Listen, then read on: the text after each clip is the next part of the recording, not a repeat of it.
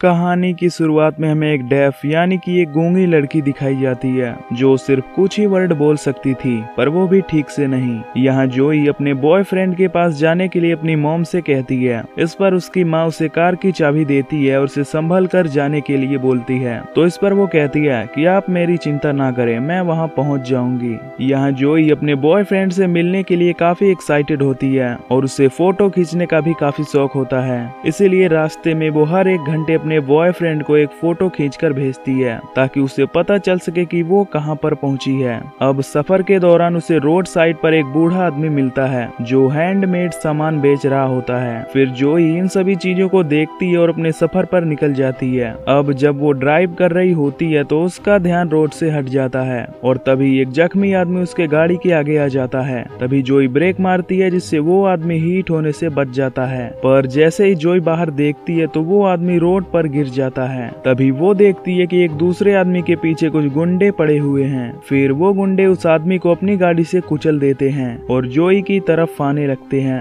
अब जोई उस जख्मी आदमी की मदद करने की सोचती है। फिर वो बाहर निकल कर उस आदमी को अपनी गाड़ी में बैठाती है और वहाँ से भागने ही वाली होती है कि तभी वो गुंडे वहाँ पर आ जाते हैं और उसे घेर लेते हैं। फिर वो उस जख्मी आदमी को जोई के सामने इतनी बेरहमी से मारता है कि किसी की भी रूह कांप जाए। इसके बाद ये सभी जोई को छेड़ने लगते हैं और उसके साथ गंदी हरकतें करने लगती हैं। लेकिन तभी इनमें से एक, जिसका नाम ट्रे होता है, वो अपनी गन से जोई के पैर में गोली मार देता है जिससे जोई वहीं पर गिर जाती है। इसके बाद ये लोग उसे अपने साथ ले जाते हैं और उसे एक बेड से बांध देते हैं और बारी बारी से उसका रेप करने लगते हैं जिससे जोई को अब काफी दर्द हो रहा था। इधर जोई का बॉयफ्रेंड परेशान होता है क्योंकि जोई अभी तक घर नहीं पहुंची और ना ही उसने कोई फोटो भेजी। अब वो जोई की भेजी हुई लास्ट फोटो देखता है जिसमें उसे एक बोर्ड दिखाई देता है जिससे उसे जोई के लास्ट लोकेशन के बारे में पता चल जाता है और वो तुरंत पुलिस को कॉल करता है और जोई को ढूंढने के लिए बोलता है।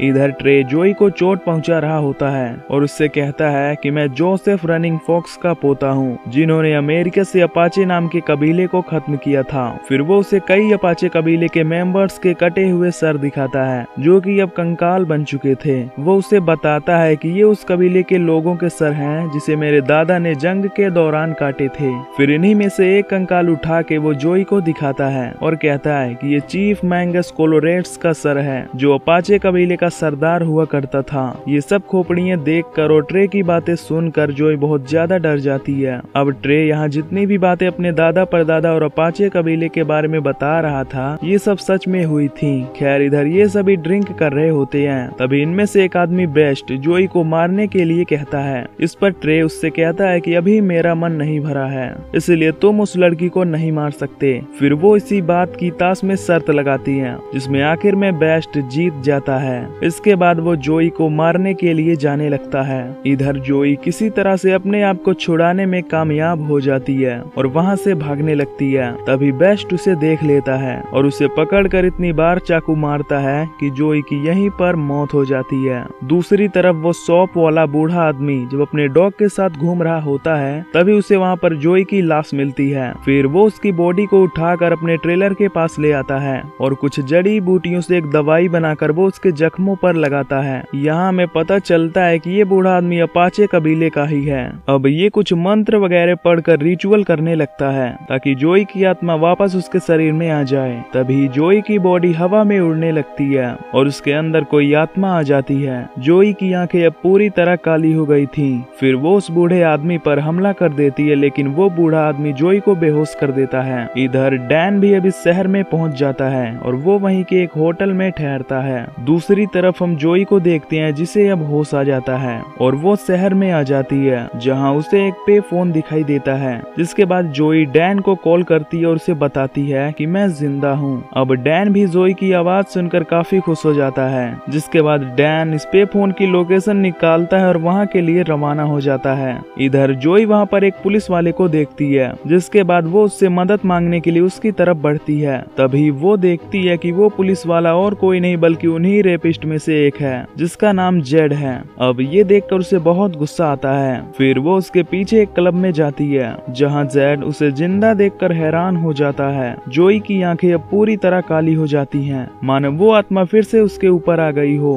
तभी जेड जोई पर अटैक कर देता है, लेकिन इससे पहले जोई जेड का पेट फाड़ देती है और उसकी हथेलियां निकालकर उसे मार डालती है। तभी बारटेंडर जोई को शॉटगन से शूट करने की कोशिश करता है, लेकिन जोई उसे चेयर मारकर बेहोश कर देती है। इधर डैन जब इस पे फोन की लोकेशन पर पहुंचता है तो देखता है कि यहाँ पर पुलिस आई हुई है। फिर वो एक पुलिस से जोई के बारे में पूछता है तो वो पुलिस वाला कहता है कि यहाँ पर किसी का मर्डर हुआ है और वो जिसे यहाँ ढूंढ रहा है वो यहाँ पर नहीं है। फिर डैन उससे कहता है कि जोई, मेरी मंगेतर ने मुझे इसी जगह से 1 घंटे पहले कॉल किया था। इस पर वो पुलिस वाला कहता है कि मैं तुम्हारा केस बाद में देखूंगा। तभी यहाँ पर ट्रे भी अपनी गैंग के साथ आता है और जेड की लाश देखकर एकदम आग बबूला हो जाता है। उसे ये समझ नहीं आ रहा था कि आखिर जेड को कौन मार सकता है। तभी डैन इनके पास आता है और उन्हें जोई की फोटो दिखाकर पूछता है कि क्या तुमने कभी इस लड़की को देखा है। वो जोई की फोटो देखकर डैन को निकलने के लिए कहते हैं, लेकिन जब डैन इन्हें बताता है कि जोई ने मुझे 1 घंटे पहले ही यहीं से कॉल किया था तो ये सुनकर ट्रे और उसकी गैंग हैरान हो जाती है और डैन को पीटने के लिए आगे बढ़ती हैं। तभी वो पुलिस वाला वहाँ पर आ जाता है और उन्हें वहाँ से भगा देता है। अगले दिन जोई अपने आप को लकड़ी के बने एक झोपड़ी में पाती है।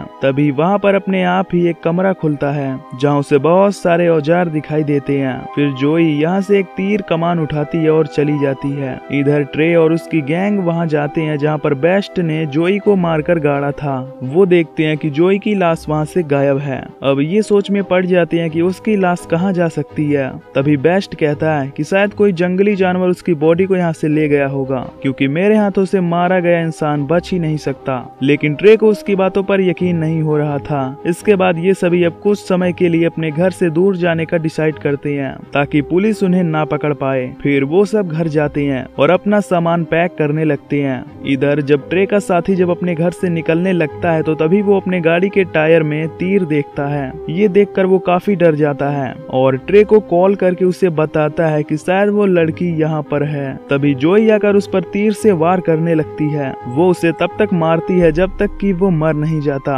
इधर जब ट्रे अपने साथी का वॉइस मैसेज सुनता है तो वो तुरंत वहाँ पर जाता है और देखता है कि उनका ये साथी भी अब मारा जा चुका है। इधर जोई देखती है कि उसका शरीर अब सड़ रहा है और उसमें कीड़े पड़ रहे हैं। अब ये देखकर वो उस बूढ़े आदमी के पास जाती है और उससे इसके बारे में पूछती है। फिर वो बूढ़ा आदमी कहता है कि मुझे तुम्हारी लाश कब्र में मिली थी और तुम मर चुकी थी, इसलिए मैंने एक रिचुअल करके तुम्हारी आत्मा को वापस बुलाया। लेकिन उसी वक्त एक नहीं बल्कि 2 आत्माएं तुम्हारे शरीर में प्रवेश कर गईं, जिसमें से एक आत्मा अपाचे कबीले के चीफ मैंगस कोलोरेट की है, जो सालों से बदले की आग में तड़प रही है। मैंगस की आत्मा अमेरिकन जनरल जॉन के परिवार को खत्म करके अपना बदला लेना चाहती है, जो कि वही लोग हैं जिन्होंने तुम्हारा रेप किया है। यानी कि अपाचे कबीले का सरदार और तुम्हारे दुश्मन एक ही हैं। ये बूढ़ा आदमी जोई को ये भी बताता है कि तुम्हारी बॉडी सड़ रही है, इसलिए जो करना है जल्दी करना। इधर ट्रे प्लान बनाता है कि जोई के मंगेतर को किडनैप करेंगे, जिससे जोई उसका कुछ नहीं बिगाड़ पाएगी। अगले दिन डैन जोई को याद करके रो रहा होता है। तभी वहाँ पर ट्रे और उसके साथी आ जाते हैं और डैन को बहुत पीटते हैं और उसे उठाकर अपनी कार में रख देते हैं। जब ये उसे ले जाने लगते हैं तो जोई यहाँ आ जाती है, जो कोडी के गर्दन पर एक तीर मारती है,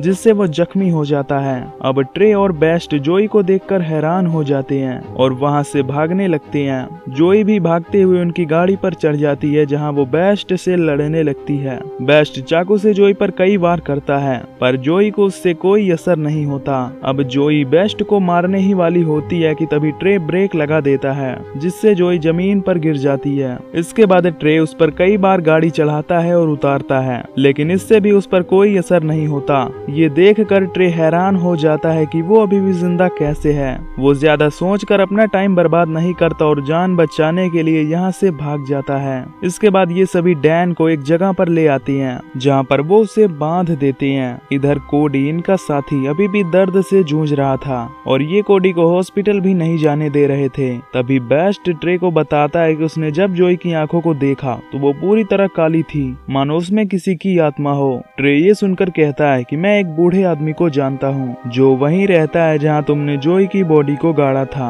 हो सकता है कि ये उसी का काम हो। इतना ही नहीं बल्कि वो बूढ़ा आदमी अपाचे कबीले का ही है। इसके बाद ट्रे अपनी सुरक्षा के लिए कई आदमियों को बुलाता है, जो ढेर सारे गन्स लेकर आए होते हैं। इधर हम देखते हैं कि जोई अपने कटे हुए हाथ को टेप से जोड़ती है और वो अब काफी दुखी होती है। तभी अपाचे चीफ मैन की आत्मा वहाँ पर आ जाती है और उसे 2 हथियार देती है जो उसने वॉर में इस्तेमाल किए थे। अब रात हो जाती है और कोडी को बहुत दर्द होने लगता है। वो हॉस्पिटल जाना चाहता था, इसलिए चुपके से वो जैसे तैसे कार लेकर हॉस्पिटल जाने के लिए निकल जाता है। तभी उसके गाड़ी के सामने जोई आ जाती है जो उस पर एक रॉड फेंक कर मारती है, जिससे कार पलट जाती है और कोडी मारा जाता है। इधर ट्रे जोई के मंगेतर के सामने वो सारी बातें बताने लगता है कि कैसे उन सभी ने मिलकर जोई का रेप किया था। ये सुनकर डैन को काफी दुख होता है और वो रोने लगता है। इसके बाद जब ट्रे जोई को देखता है तो वो अपने सारे साथियों को अलर्ट कर देता है, लेकिन जोई एक एक करके इन सभी को मार डालती है।